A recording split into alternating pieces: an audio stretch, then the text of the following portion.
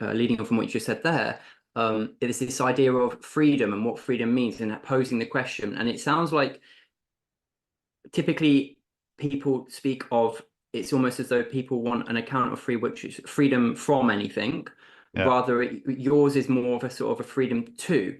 And I wonder if it's just, you sort of said it there around this kind of reduction approach where it's sort of like, well, we can identify certain mechanisms and therefore, we have the agent has no free will, we've explained it away. Do you think and this coming back to this zeitgeist, I know I haven't read much of his work, but I know there's a sort of the face, or one of the faces of it is someone like, I think, Robert Sapolsky. Sure. So, and he would be a determinist, right? And so, Absolutely. Yeah. so maybe just before we,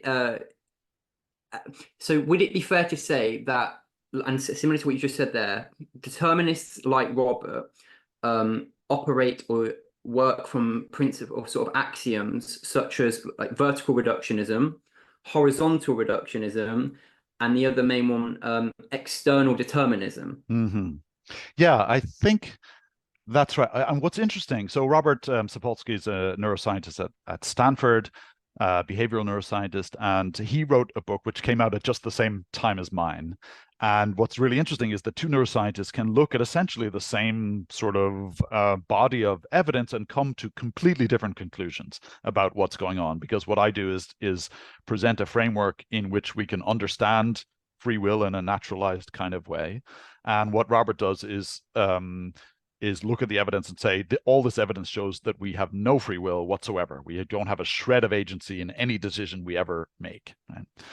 And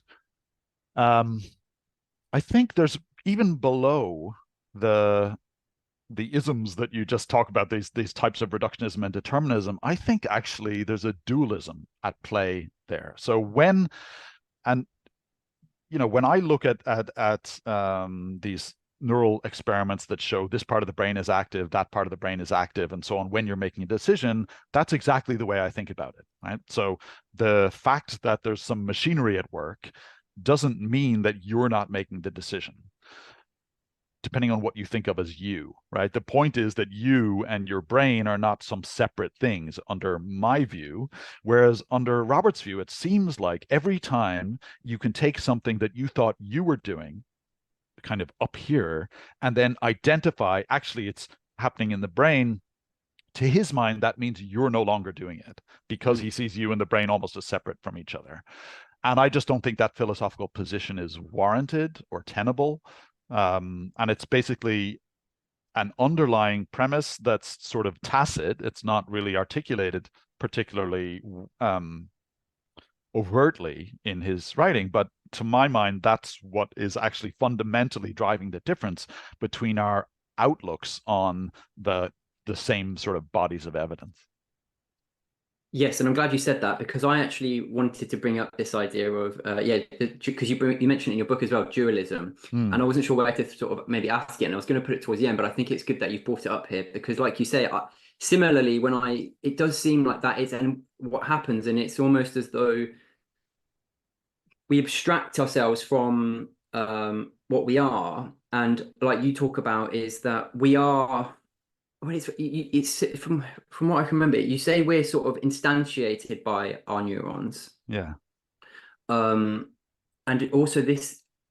It's interesting because this dualism, even you speak of like the classic Libet study, Mm-hmm. and it can even inform our like how we interpret all the body of evidence, like Yeah. how your philosophical position will completely can furnish how you look at that study. That's right. Yeah. Yeah, no, I think that's really true. And, I don't know who it's been. I think it was Dennett who said, some scientists say, oh, we're not interested in philosophy. No, thanks. That's not for us. We're going to keep on doing our science. And he said, well, you're doing philosophy whether you think about it or not. And if you don't think about it, you're probably doing it badly, right? Mm. So what that suggests is, I think what he means is that we always bring some philosophical position to Yes. our interpretation of things, even if we're not aware of it, right? And that position of this sort of implicit dualism is one that scientists bring, and it's one that's very entrenched in the general public as well. It's why someone would say, "Oh, my brain made me do it," or "My genes made me do it."